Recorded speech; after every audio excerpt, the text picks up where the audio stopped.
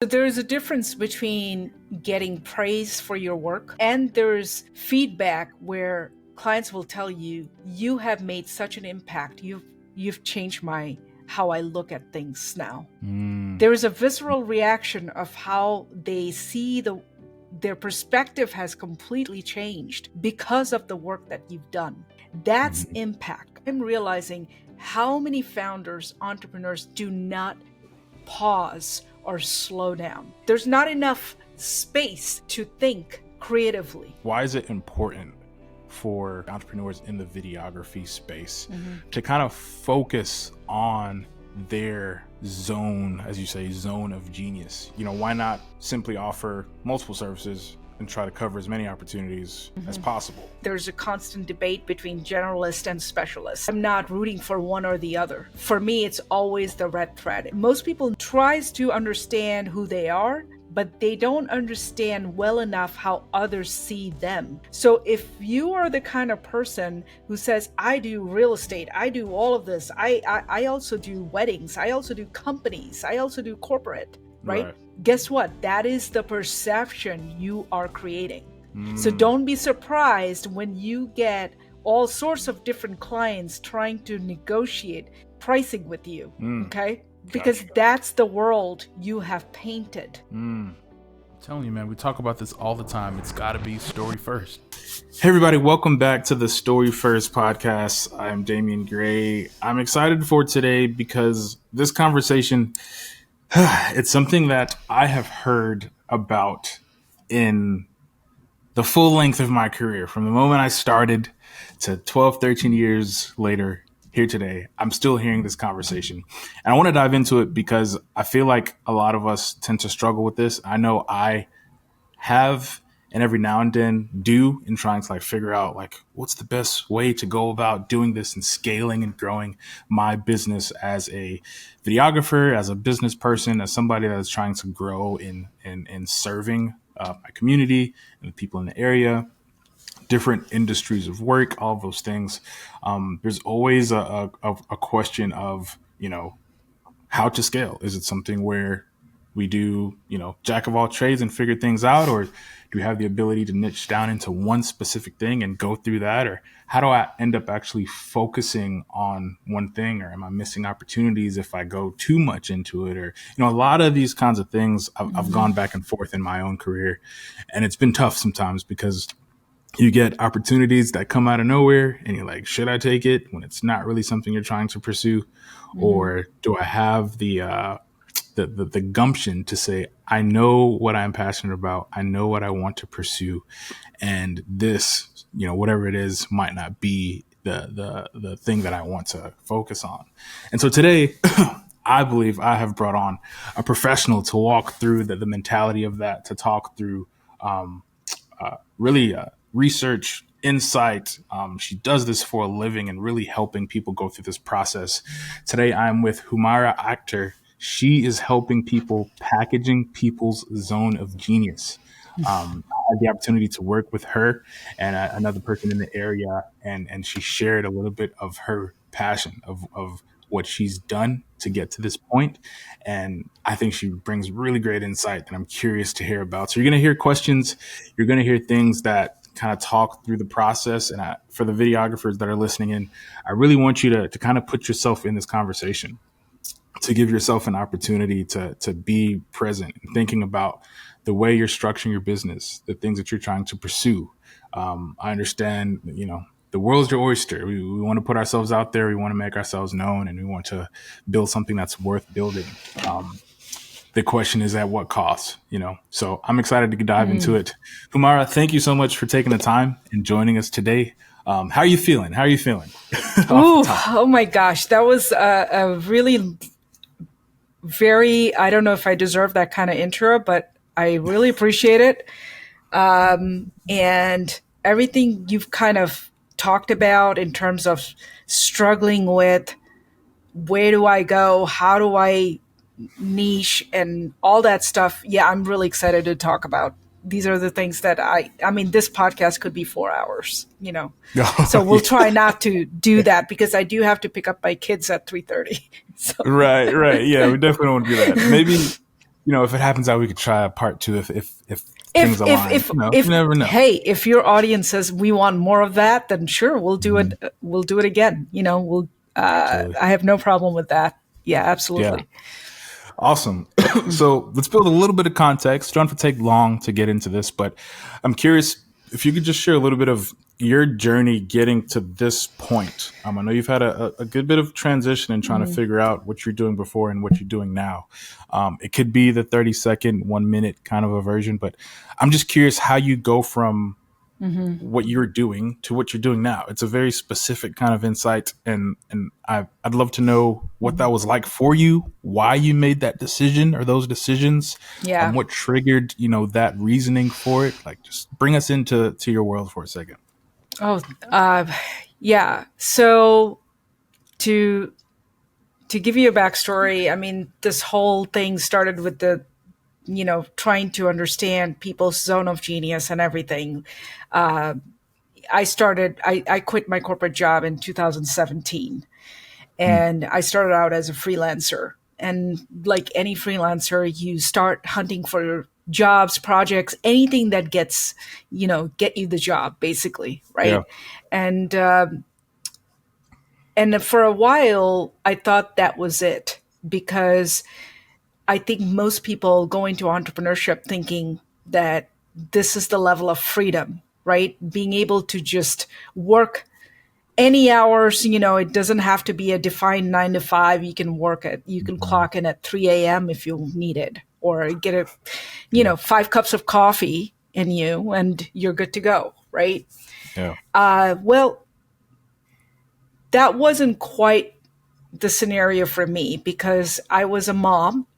I just had twins, and at the time when I left my job, it was at the same time I lost my dad, just about 4 months before giving birth. Wow. So he didn't get to see my kids. He didn't get to meet them.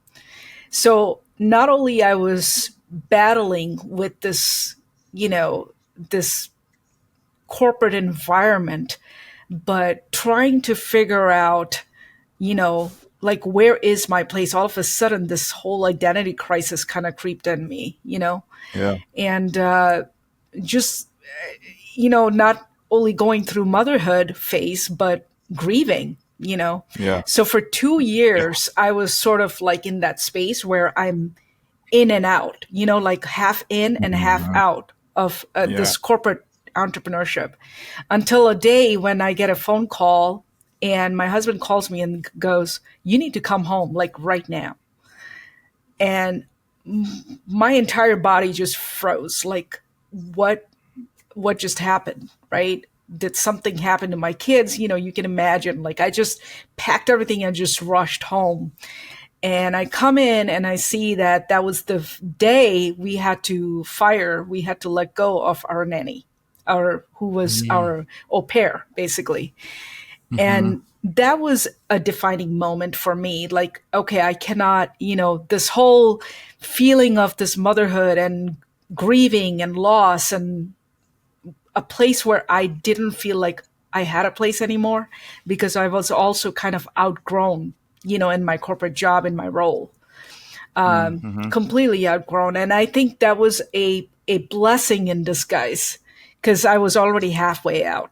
You know what I mean? So when that happened, at the time, it felt like there was a huge safety net just been removed underneath, right? And the feeling of just trying to survive with one salary was unfathomable. Like, it is impossible in an area that we live. You know what I mean? So there was no planning. There was no backup. There's no system. There's no whatsoever a roadmap, right? Or not even a 6-month runway. Because I always suggest people, like, if you're going to do something like this, make sure you have some sort of a runway, Right. I don't think, most people hear this story, and for me, it was just my circumstances were unique, in that way. Like I didn't have the luxury to tap into a huge savings. I just had to do it.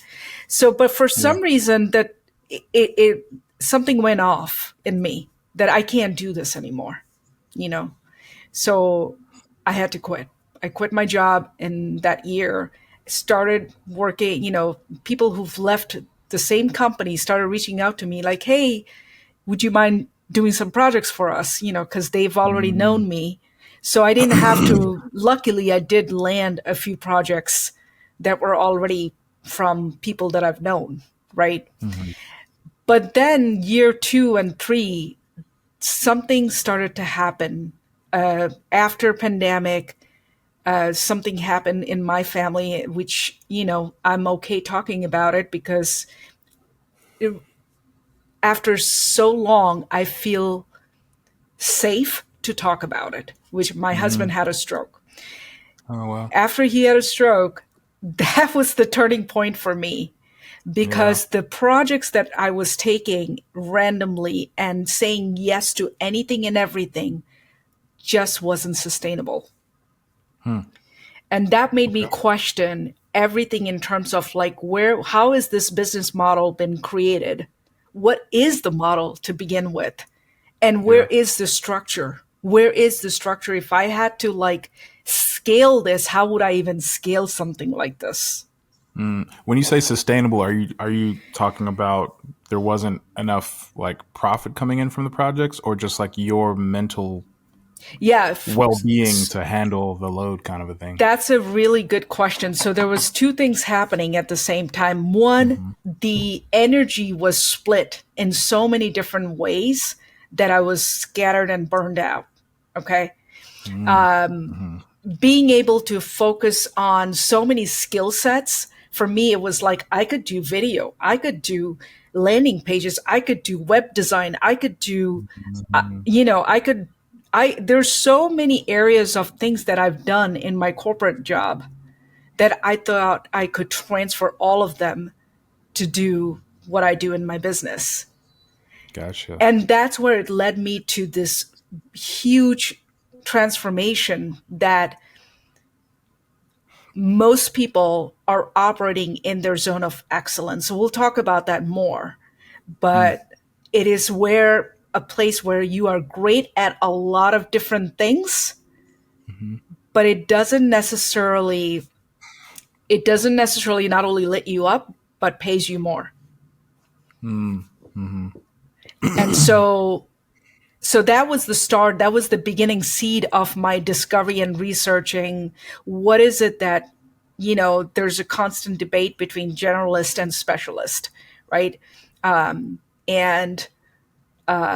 in my content, in my conversations that I have with people, it's I'm not rooting for one or the other. Yeah. For me, it's always the red thread. It's always the through line that keeps you awake and keeps you engaged for a long period of time. Mm. What is the most sustainable thing about the work that you do that makes you, it just won't leave you alone, right? Yeah. So, like I said, I know we'll talk more into that, Gotcha. but that was the year I remember that I stopped everything. I started taking break from social media. I stopped writing content. I stopped doing video, everything that was so predictable of me. I was like, I need to do something different. Mm. Okay. Right on. Wow. Okay. Yeah. Well, thank you for sharing and being so transparent. Man. I know that was Okay. quite a bit of a story, but Yeah. it No, I gives you mean, context. Yeah. yeah, no, you're great. And so, you're I have to ask because you let it up so great to this point. Going all those things happen, you kind of shut down like the social media brain for a minute and like bring the attention and the focus back onto you. hmm What do you do from there? Like, what are you thinking at that time? Like, what are you recognizing or seeing about yourself, or like, what happens during that time for you? During the time when I took the break, or Yeah, like I guess I'm just trying to think before you get to the things that you're pursuing now. Like, what were you're saying you took a break Mhm. and you're trying to figure some things out or figure out how to change certain things that it actually works for you. I'm assuming. Like, I'm just curious, what were you doing to get to that other side? Like, what did that even look like?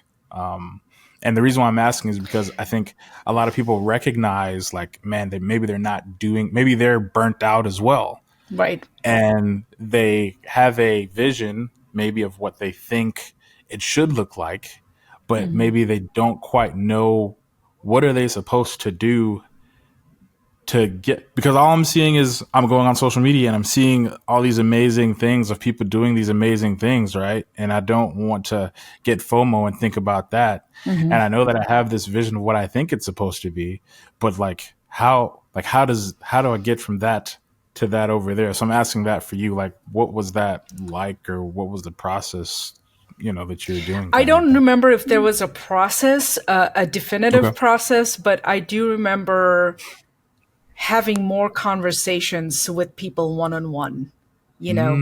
Okay. And at the time there was Clubhouse, I think, and I was Mhm. talking to my peers. I was talking to people who were also thinking about pivoting from their careers and from what they were Interesting. doing. Yeah. And Yeah. so as I was having more and more conversations, and I started to kind of look at my own previous nature of the clients that I actually did love working with.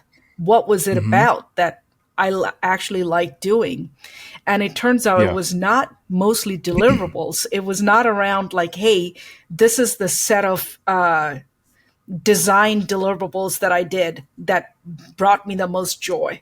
Mm. It was Mhm. mostly around the problem around where they felt stuck in terms of like, how do I package this service, or how do I get this to a place where it is always connected to my core essence of who I Mhm. am, right? Yeah. That's the part that always lit me up.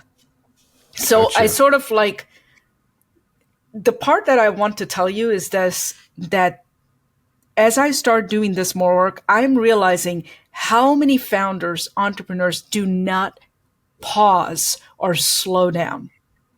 Mm. There's always this rush of like, I need to do this, then I need to do the next thing and the next thing Sure. and the next thing, right? Yeah. They're always rushing either to create a product or to their next evolution of whatever that is.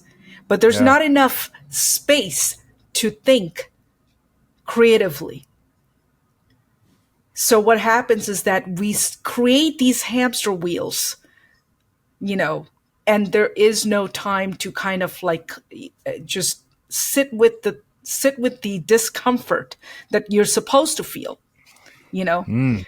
And I think what I allowed was sitting with that discomfort for a long time. Wow. That's great. Wow. And I think it's very interesting that Hmm. you had to take the time to hear from those around you. Like you mentioned, you got to speak with, I guess, peers or like other people Yeah, that were in your kind of circle, and trying to ask them some questions to kind of internally get some guidance about things that you're trying to pursue. And you're hmm, 100% right. I think we don't take that time. And I like how you said that it's something that I think you said it was like something we need to go through. Like, hmm, it's not should I, it's something you have to do to be able to stop and to think and to be able to, when I said it, it sounded like so simple, but to be able yeah, to do that and have the perspective wholeheartedly of what you're trying to do, and being able to figure out the core essence of it that, like you mentioned, lights you up, that brings you the joy and the yeah, heart to be able to want to do it for a long time. I think that's a great foundational point, because hmm, that's not taught. That's not something that is educated. That's It, encouraged. it's not, I mean, it's not like you scroll on Instagram and they say, hey, have more conversations with your peers or be Hmm. in more roundtable discussions, you know? Hmm. And maybe that is part of the challenge that we have is because we are in such a reflective kind of, not reflective, but reactive. We're living in such a reactive time where we're looking at everything and we're reacting, Yeah. and there's not enough reflective time, Mm. Mm. Hmm. right? So Yep. how much time we're spending in reflection versus, you know, reacting, right? Right. Yeah. And I think that's where the challenge becomes, to balance between the two, because yes, we do want to, I want to read other people's content and consume and everything, but I've also found myself over consuming and over comparing myself, Yeah. Same. right? Same. Yeah. Yeah. Absolutely. So that's a Absolutely. trap in itself. And how do you, so you need to have people around you that not constantly remind you, but also kind of give you, like reel you in back to the no, no, no, no, no. Go back to what you were doing. Focus Yeah. on what you were doing. And, Yeah. you know, you don't, because as entrepreneurs, we have to learn when to put the blinders on and when to take them off. It's not Yeah. a constant on, you know, like just keep them on and just keep going. But we also have to learn when to take them off, Yeah. right? Agreed. Agreed. Wow. Yeah, that's great. Great foundation after going into the conversation. And I think kind of like transitioning it into the context of videography, video production, a lot of people that are doing what I am trying to do and growing and scaling some sort of a video entity. I think I hinted on it earlier that I mean, for as early when I first started doing this video production work, I did my got my bachelor's and went right into it. Like graduated December, started January, my own business. Never thought I would do like I didn't. It's like I'm just gonna try it. I have some opportunity. I have some resources. Let's try it and see what happens. And that the next 2-3 years or so was this like I'm trying everything. I did a crowdfunding campaign, raised $1,300. This is like before crowdfunding was like the popular thing to do. Before it was well known. I just tried it. Got a little camera, a little Walmart tripod, very cheap, very bad, but it did what I needed it to do. And I just started with the resources that were around me.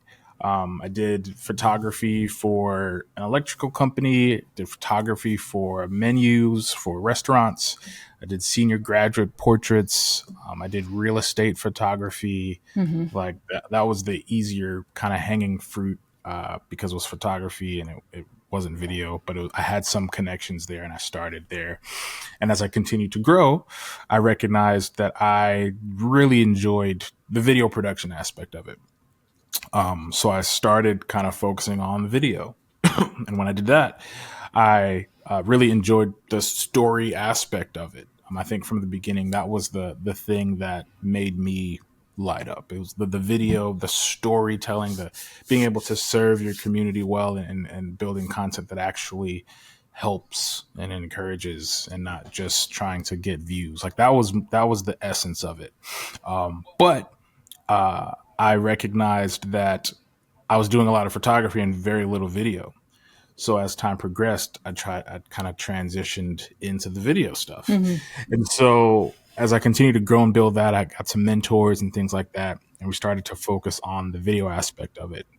So the first round of niching down was like photo, video. And then next thing, video, doing everything. I was like music videos, filming at hospitals, filming at live events, filming at live concerts, filming at, I mean, you name it, like businesses, you name it, flew to different places to film. Like it was just doing everything. And I think I got to a point where I recognized, I feel like I'm a mile wide, but an inch deep kind of a thing. Like I'm doing things and things are happening, but I think the core of the storytelling aspect of it kind of faded a little bit because it was more like gigs of doing certain things, but not really like finding partners that are wanting to like create solid, really good content that can actually help. It was just more like gig work where you come up, you show up, shoot, go home, be done. And so that was like, okay, now let's try to focus in on what we're trying to do video wise, right? So now we've gotten to a point where we handle a lot of, fast forward to now, we're handling a lot of corporate promotional work is our main focus. Education. Those two things are like really what I desire in the storytelling aspect in those things. But then we also had weddings and real estate for a while. And so in that whole that would be, when did I start? 2013, 2014, January 2014 to now, 2025. I've spoken with so many people throughout my career that have shared, oh, Damien, if you're wanting to really grow and scale in your business, you have to, if you have a wedding, if you do weddings, you need to have like a separate wedding business and name it something different. And then you focus all your content on that. And then if you want to do corporate, you have your own separate thing for corporate. And then you build like different business entities and try and like grow them all. And I'm like, firstly, I don't know what kind of time you think I have in trying to grow. Have like you thought about cloning yourself or, right. But I'm like, if this is what I got to do, man, maybe I need to rethink, how we're doing this. And so, and then I'll speak to other people that I'd say, hey man, just go for it. You don't have to do it all together. Just kind of just pick the main things you want to focus on and then just go for it all and just do the projects. And then on that side of things was where I was beginning to kind of get back to that a mile wide, inch deep kind of a thing where I have my head in these different things that I'm trying to, like, for each avenue, I'm trying to scale it so that, there's a higher premium, the quality grows as well. The ability to serve the community and the people grows as well because we can bring people on and coach them and train them, educate them, which is what I enjoy doing, and being able to guide that process for sure. And so I get to a point now where we've had some crazy transitions, but now we're in a new state for about a year now, and I'm recognizing that for me, the common thread has always been storytelling and education, like being able to help other people that are wanting to learn this craft, and also small to medium sized businesses that are wanting to do this production, but maybe they don't have the cameras and the lights and the podcast studio and all that stuff. Like they really want to, like, that's been from the beginning. Like I've always enjoyed those projects.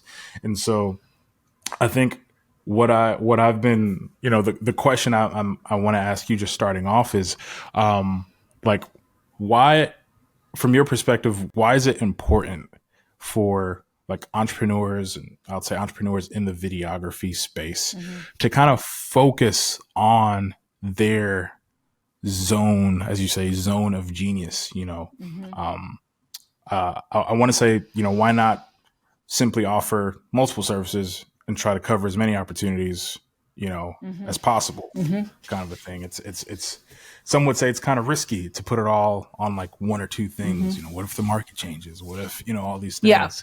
But, from what you're sharing, why is it important to be able to go through that process, figuring out that zone of genius as you shared? So there are a few things you've said. I think you've said it yourself, and this is one of the things that I think it's my zone of genius, that being able to listen to somebody and the answers are already there, but you have not reflected. No one has reflected back to you.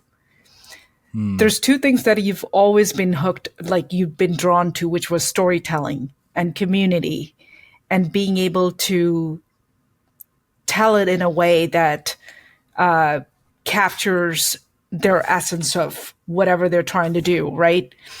And the question that you asked is like, why is it important to do it? And something you said that, there's only so many hours in a day.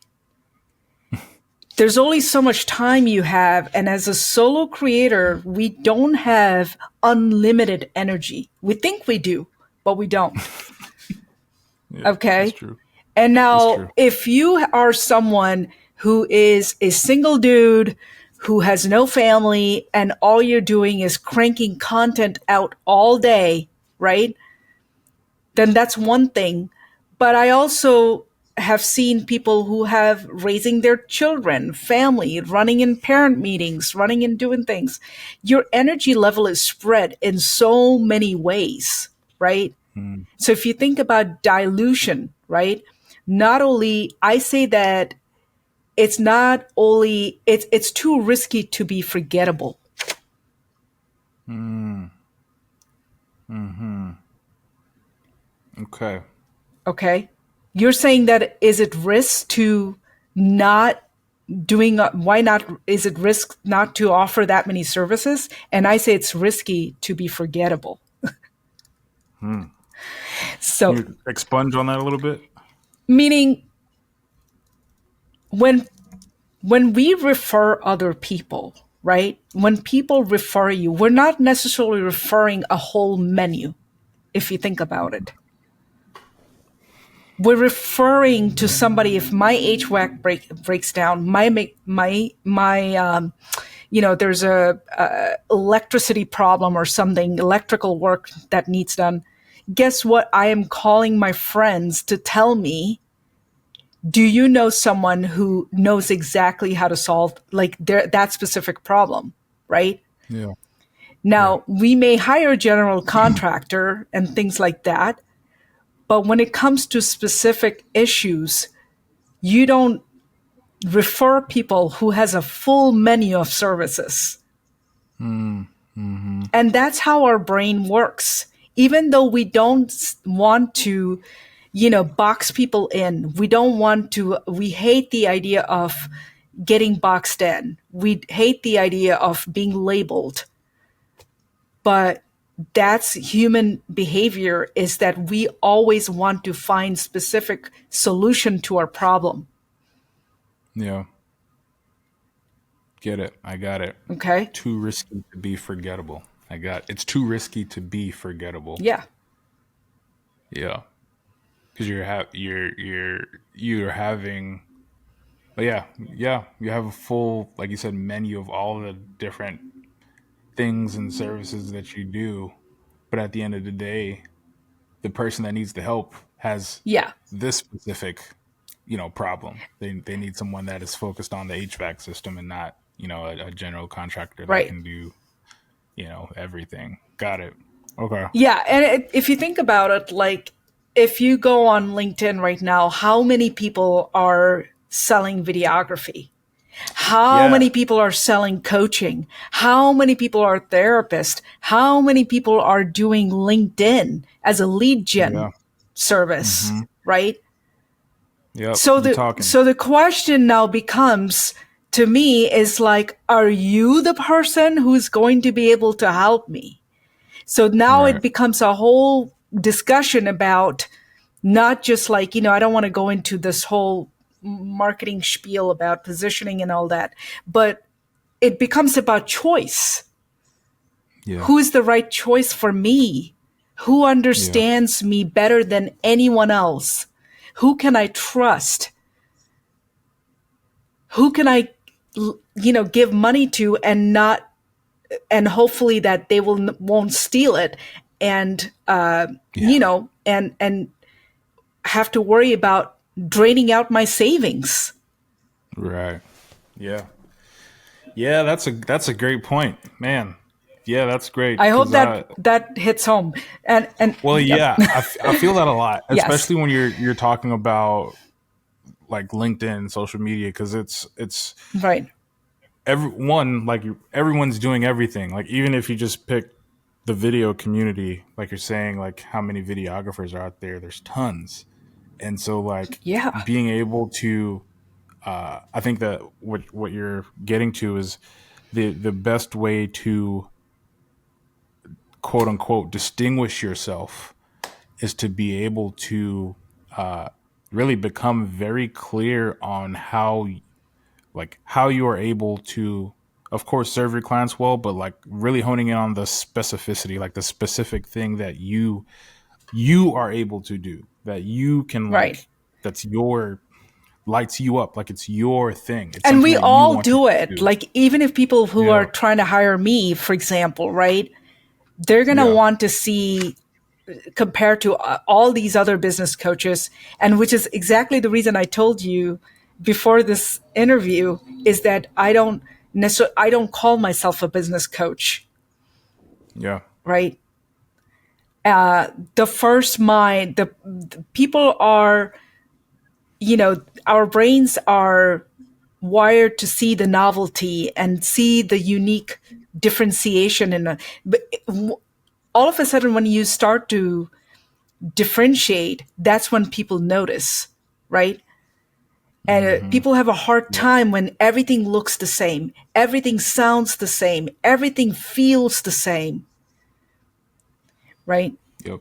And Yeah. then that's where we struggle. Yeah. Agreed. Agreed. Man, that is encouraging because I have felt that. Like just looking around my career and I'm like, man, I feel like everybody is offering the same stuff. Like it's and I say that like there are services that we offer for sure that I know that there are other videographers or video boutique companies in the area Of that do course, similar things. right? And I think one of the things that I've been thinking about recently, and like it happened like shortly before we worked on that project together, was figuring out uh, the kind of like the kind of projects that facilitate what I really enjoy trying to do, and then figuring out how does one even package something like that, because the stigma, the default package is so strongly ingrained into the over a decade of providing these video services.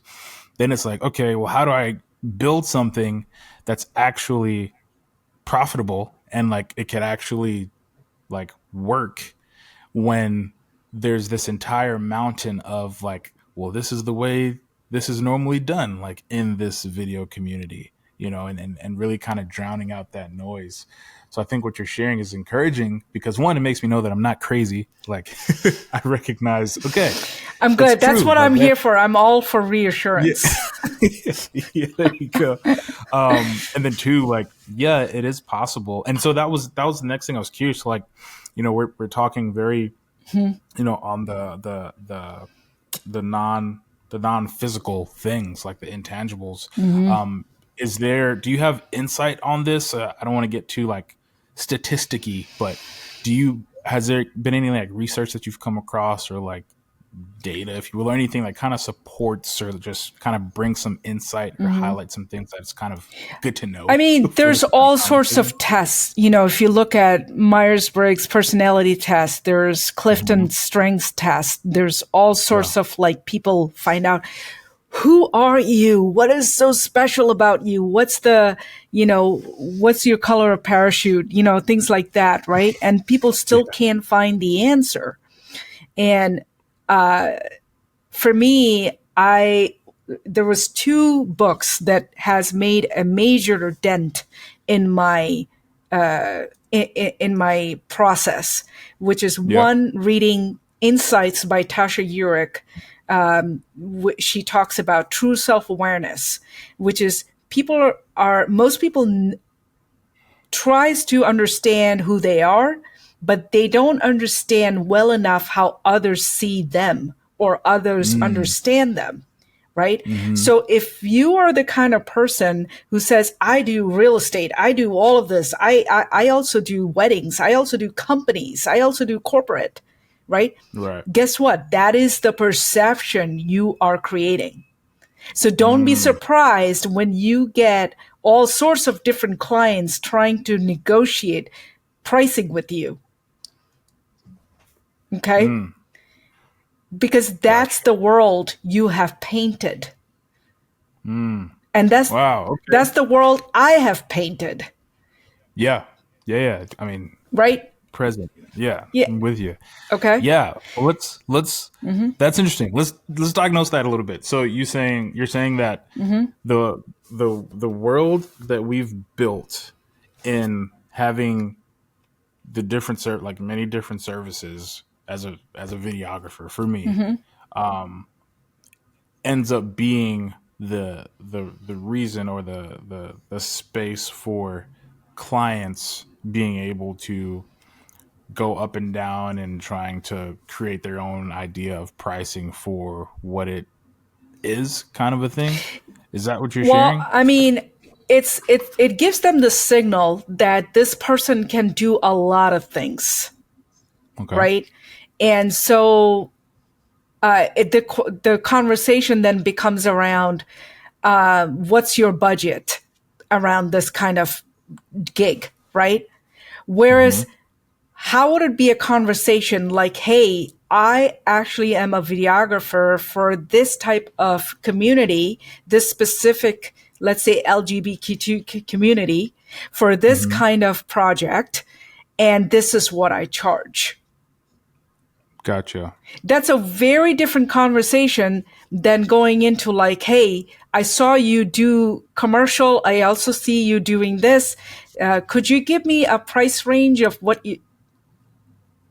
They're sort of asking the definition of all that is just Mm-hmm. revolved around you have less control over that conversation. Let's just put it that way, right? Because you have a wide variety of Right, services. right, right. Okay. And I'm not saying that it's bad or good. It's just Mm-hmm. understanding that that's how people's the more choices you give, people also struggle with like, okay, what, do you have 5 different packages for, like what are your packages, Yeah. and so for me, my philosophy around pricing and everything, we don't have to go deep into that because that's a whole another Sure. thing I teach in my, not teach, but like I go through in my process. Mm-hmm. But for me, it's like it all becomes about the work, packaging the work, and not the Mm. value and the outcome you can transfer to somebody. My, my. All right, hang on, because you're hitting these points. I'll send you an invoice later. Just kidding. Feel free. It all becomes about the work, and the value that you bring becomes secondary or tertiary. I mean, man, because you're offering all the different plethora of services that you have, it just becomes more of like, where does this checker piece fit? I think it could fit here, but no, actually it needs to fit here, instead of the value being what, like, he is somebody I need.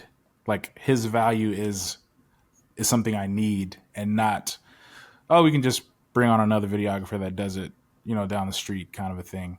And that, man, that's that's big, because being able to position yourself where your value is what radiates. It's what is shown. It's what is like. It's what people know you for. It's what you were saying earlier. I think that is what.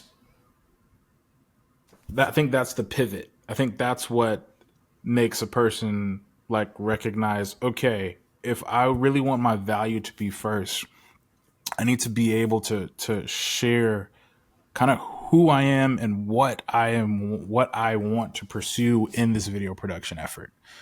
It's not a It's not a doing checklist. everything. Yeah, Yeah, it's it's not not like, oh yeah, right. we got video, we have Three this, we photo have that shoots, service. Yeah. 2 sessions, that kind of thing. No, at the end of our work together, Mm-hmm.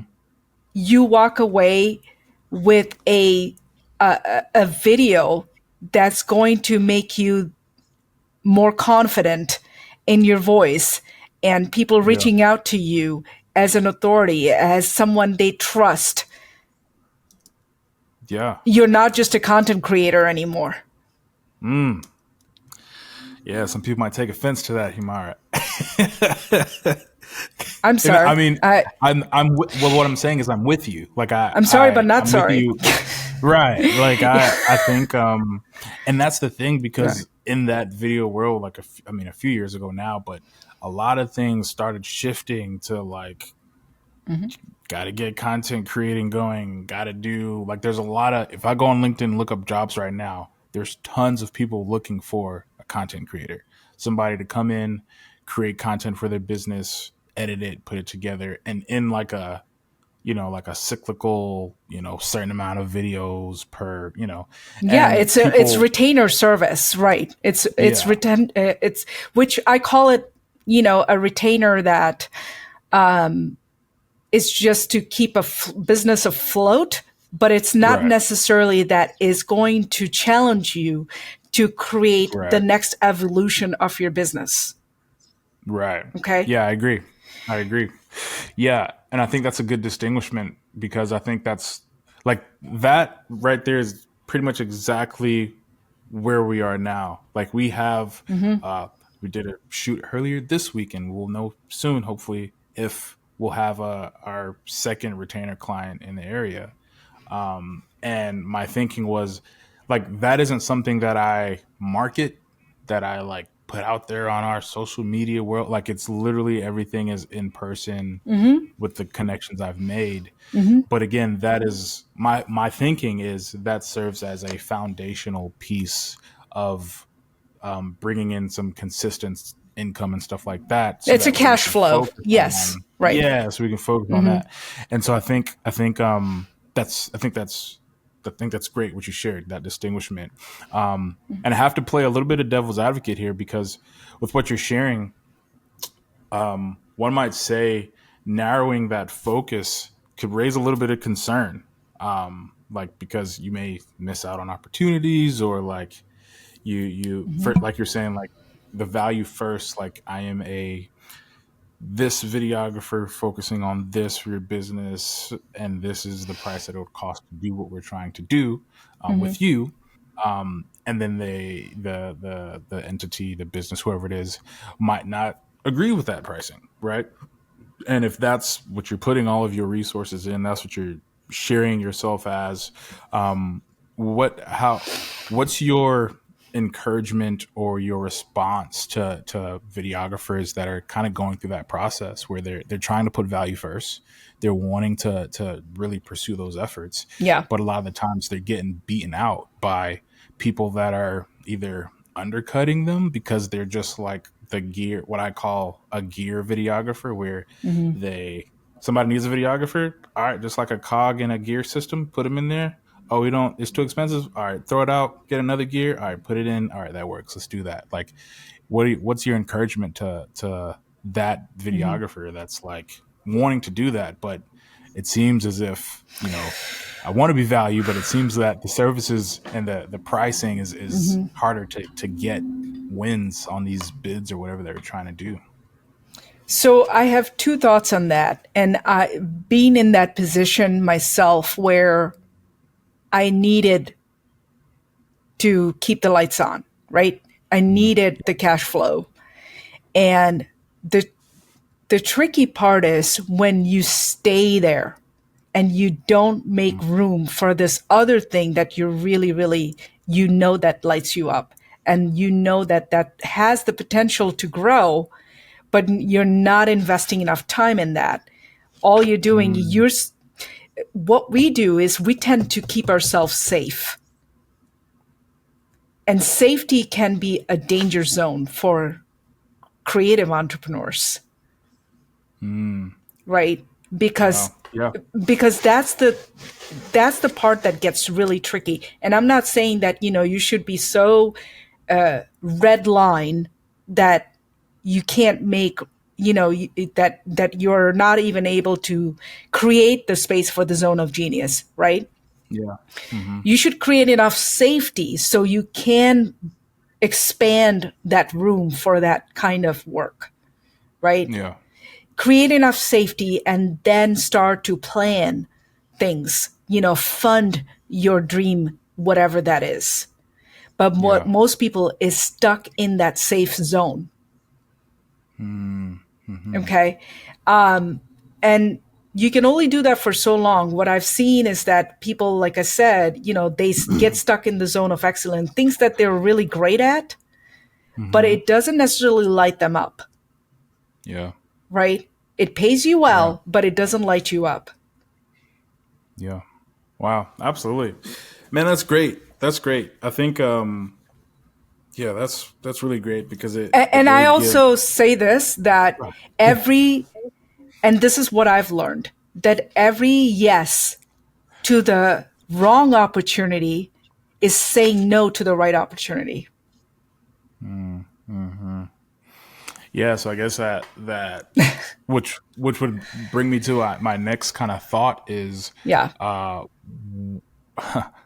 how do you identify that you've found the area or the zone of genius that one should commit to, like, or even in this case, since we're talking about this, like how do you, what are signs that you found like a project that's like, Yeah. oh yeah, this is actually, yeah, this is the one that I've been waiting for. Like, what are some signs or some things that maybe I could look out for, or people that are listening, like other videographers that have been waiting for this moment? Like, I'm curious.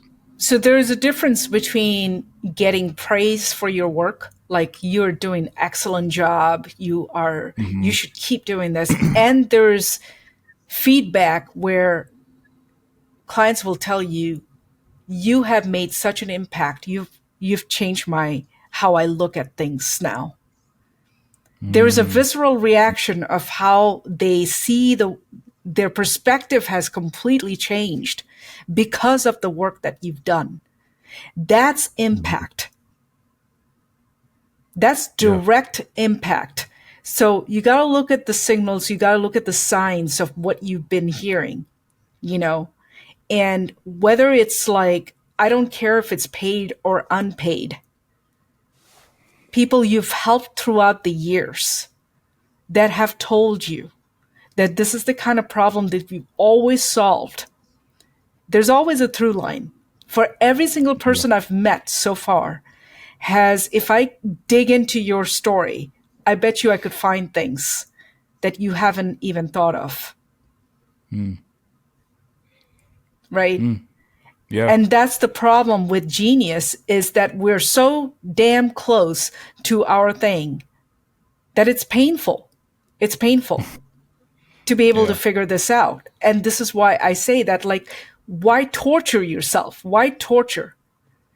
If you can find a person who does this for a living, any, whether they call themselves business coach or strategist, but that's what they Mhm. do, is there, I call them reflectors. They're very acute listeners and reflectors, Yeah. right? Partner Yeah. with them. Partner with them so you can get the best reflection that you, not necessarily what you want to hear to make yourself feel good, but the truth that you need to hear, Gotcha. right? Yeah. Okay. Interesting, man. I have to ask, with what you shared. Could you? I don't know how to ask this, but could you give an example of what that could? Feel free to use me if you like. I know we haven't, like, gone through the whole story, and shared everything, but like, I'm curious. I'm curious what that sounds like when a videographer, someone that's focusing on their video, working what they're trying to do, gets like that, that call, that inquiry, whatever it is, and they're speaking with the person, and they recognize, I think this is like one of the projects that I've been wanting for a while now, that's like really like lights me up. This is going to be like what I'm hearing, what they're sharing, like I think this is it. What kind of things would, like, I guess you'd have to use me, but what are some of the things that What are the signs, or I what are said the? signs earlier, but Mhm. yeah, like what are some of the signs in that conversation that would be good to kind of look out for Mhm. and hear that would like trigger, oh wow, I think this might be a good For one. me, I will tell you, I can relate to this, and maybe you can find something relatable there. But for Okay. me, Yeah. the clients who came expecting for me to overhaul their business, or somehow I am the answer for them, has never quite Mm-hmm. worked well. But it is the clients who already have all the pieces that has been there, but are so motivated, so inspired, and already feeling like they're just at the cusp. They're so that painful realization of like, I feel like I have all these cards laying in front of me, but I just don't know which cards to pull because it's just so overwhelming, right? Yeah. I just need someone to Mm-hmm. help me with that. Yeah. That makes me excited, and the person listening to me gets excited about, oh gosh, you can help me with that. I've been looking Yeah. for you. Where have you been? Yeah. Yeah. Kind of Yeah. person, right? Right. So you go into this kind of like co-creative kind of partnership. It's not like Yeah. this idea of like, you're my client, you do what I say, I give you invoice, you get paid, you do, just get the job done. Right. There Absolutely. is no creation from both ends. You both have to feel like you're growing each other, right? And I've Mm-hmm. grown from the clients that I've had with Genius Offer Blueprint, like you've seen Jennifer Micah. Mm-hmm. She has grown, but while coaching her, I have grown as well.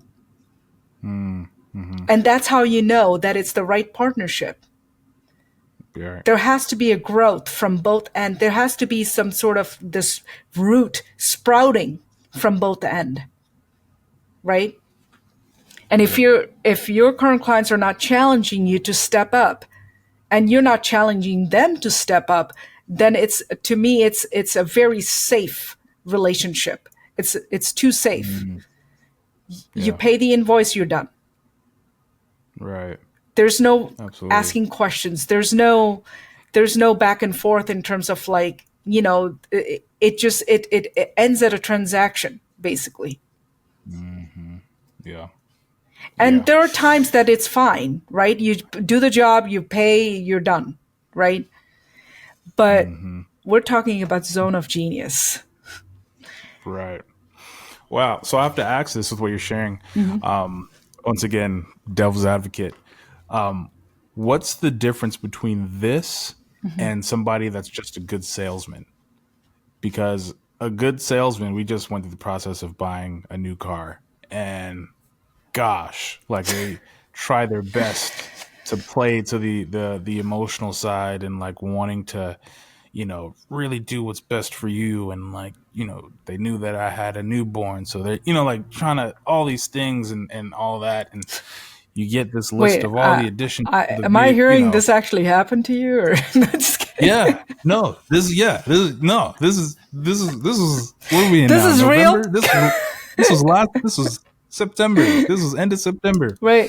But I'm curious, from your perspective, what's the difference between what we're talking about, like a person, and I'm thinking about a videographer that's really wanting to share their value and like put that first, and really trying to hear from this business associate that reached out to them and wanting to do the work Mm-hmm. and wanting to create a really awesome end product for the company. Mm-hmm. The videographer doesn't want to be salesy. He or she wants to add value to the company and create something great for them. Mm-hmm. And at the same time doesn't want to be salesy, like trying to do whatever they want to do to try to get the gig and get the money. I'm just curious from your perspective, or you could reverse it and talk about Mm-hmm. the business person that is trying to look for a videographer, and they're trying to do whatever they need to do to get the gig. So I'm just trying to, I recognize with some of the things that you're sharing that I guess I've it could come off as okay. being salesy. So I guess there's a period of time that I did feel that, and I'm not going to deny Yeah. it. Okay. Okay. But I think that Yeah. after so many years of working, just not on just on myself, but like, seeing my business have evolved and all that, Yeah. I no longer feel the salesy part anymore. Okay. All right. Because Mm-hmm. everything kind of like what I proceed and achieve. And if the work we do together is not a fit and we're not in alignment with our values, guess what? No amount of money is going to be sufficient. Yeah. Right. Yeah. So I feel you have to know that none of this talk is sales is about manipulation. It's about intention. Right on. Yeah. Right? And the only intent here is to be able to serve someone so they can not only create the best offer, right? That offer that they can sustain and they be proud of, proud to market, because a lot of entrepreneurs hate marketing, Yeah. Yeah. right? And if this is something that you're not proud to talk about, and like I'm doing right now, like I can spend another hour talking about this kind of stuff, right? Yeah. I don't feel salesy at all, Right. right? I feel that it's not only my duty or obligation, but it feels like this is my calling, right? And I do think that people get frowned upon or they get like laughed at when there's like, oh, why do you need to find your calling? Just do the thing. Just make some money, you know, Yeah. get a venture capitalist or whatever, find an Yeah. investor, move on, right? But I've Yeah. also seen within my 7-year period of entrepreneurship, people who have done that, climbed the mountain, came down, and started all over again. You Like know what I mean? they So it's kind of like, restarted on okay, purpose. yes, restarted their business on something that they actually cared about. Gotcha. Wow. Wow. Okay. Man, that's great. Thank you so much. I had final thought, final question. If for someone that is Yeah. ready to kind of take that step and trying to go to the building their value and really wanting to focus on their zone of genius and like getting very clear on that for them, what are any like practical steps or advice or anything that they can take to begin working on that, like today, like as soon as they're done with this podcast, listening to this Yeah. podcast? What in my experience, I've learned is that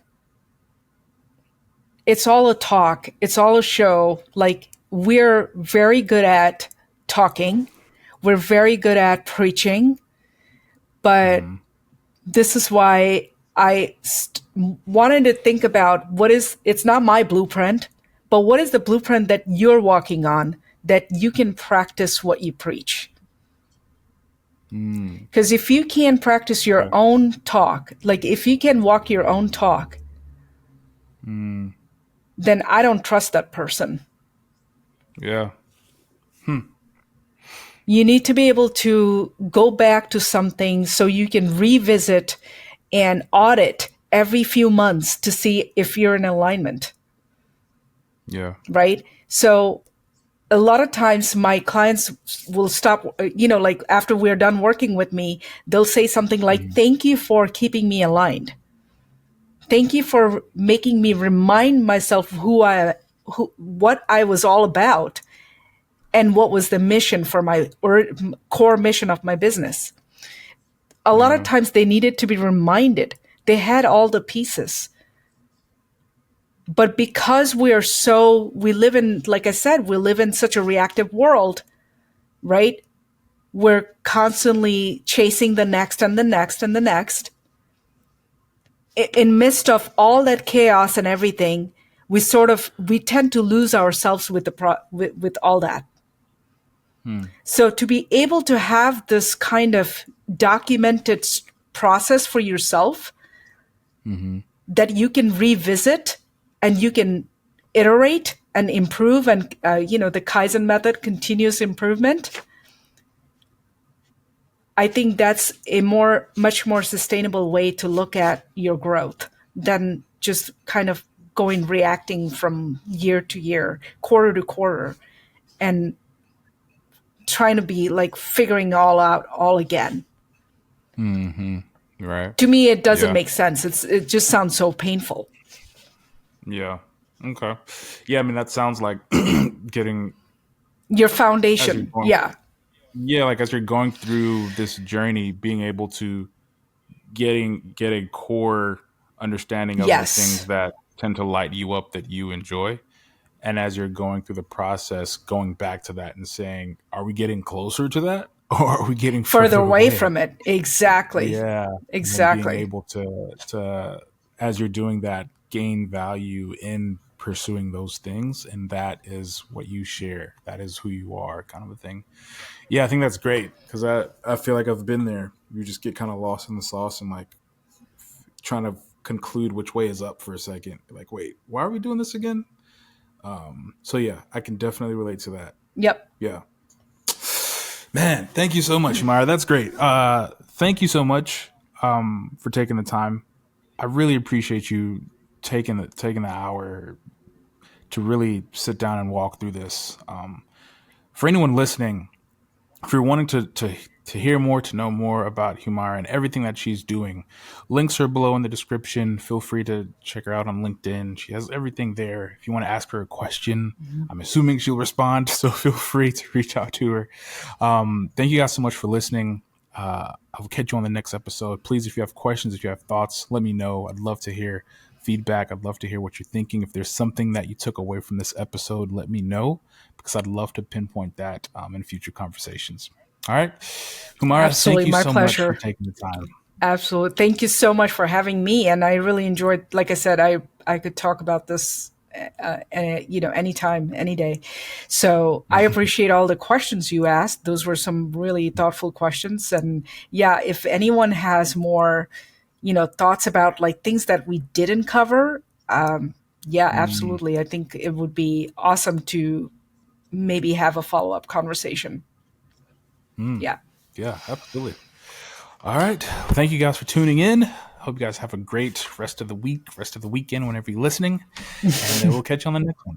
Thanks. Bye. Bye. I'm telling you, man, we talk about this all the time. It's got to be story first.